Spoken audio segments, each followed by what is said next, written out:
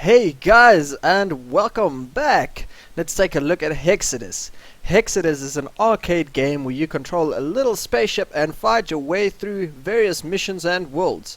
The game was developed for Xbox by Brain Slap Studios and was finally released on PC 21 June 2013.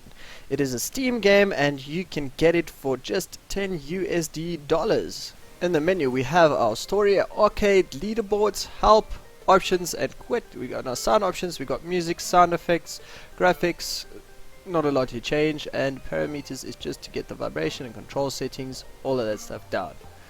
And that's about the menu, guys. The story is well coordinated and fun to play. The map layout of missions gives you the option to choose what you want to do next. Now there is 3 mission types. We'll take a look at the first one now. The first mission type is where you need to basically survive waves until all of them are defeated. Pretty simple, pretty standard arcade mission. The second one, you have to do a time attack where you need to kill all the enemies, do objective before the time runs out. Pretty straightforward. The next mission is a mission where you need to defend stuff in a certain amount of time or until all the waves are defeated. Now you have your basic checkpoints in the game where you can also repair your vehicle. I would have liked more save options in the game, but this makes it more challenging since you need to complete certain stuff to save. We also have the shop here, but we'll first take a look at the radar. Now when you activate the radar, it shows you the missions you can still do in the world. Pretty cool. Let's take a look at the shop. In the shop you get points in a mission while defeating enemies, and you can spend them here. You got some big stuff you can buy here, like mines and turrets and stuff like that. In the first tab, pretty cool. In the second tab you have some passives, some other stuff you can equip.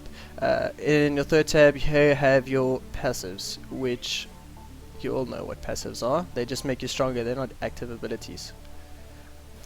Before every mission you get to a customization screen. Now there are 40 customizationable items, which is quite a lot. Now you can see the enemies and a bit more of the mission details to help you do this. So on your robot you can equip lots of stuff. As you can see, I'm doing it right now.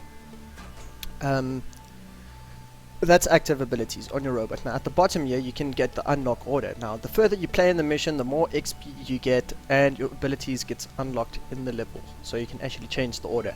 Pretty cool. At the top there we have our passives. Your passives are also unlocked in the way you arrange them there, and when you're done here you're pretty much ready for the mission. Okay, so we took a brief look on the worlds. Now there is a total of 6 worlds, so this game is not small. The enemies in this game, there's only 23, but for an arcade game that is quite enough. The bosses, there's only 3 of them, so then again not that much, but for an arcade game it suffices. What I really like about this game is playing it on other difficulties will result in different endings, so that is freaking awesome. So the game is prolonged in that way as well. The soundtrack of this game is freaking awesome. The sounds your gun makes, the sound the enemy makes when you pick up stuff, really sounds cool.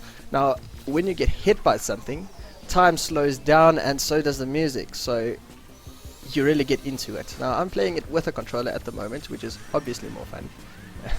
As you saw in the options menu, so that's pretty cool.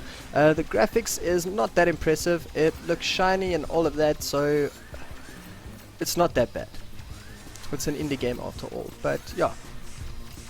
The gameplay is awesome. It's challenging. It's really challenging the further you go, especially when you play the arcade mode. It just never stops and it just gets harder and harder and harder. There's also leaderboards which you can check out to compete with other people and so forth. The only problem I have with this game is that it's not multiplayer. I would have really wanted to play this with some of my friends, but I can't because it's only single player.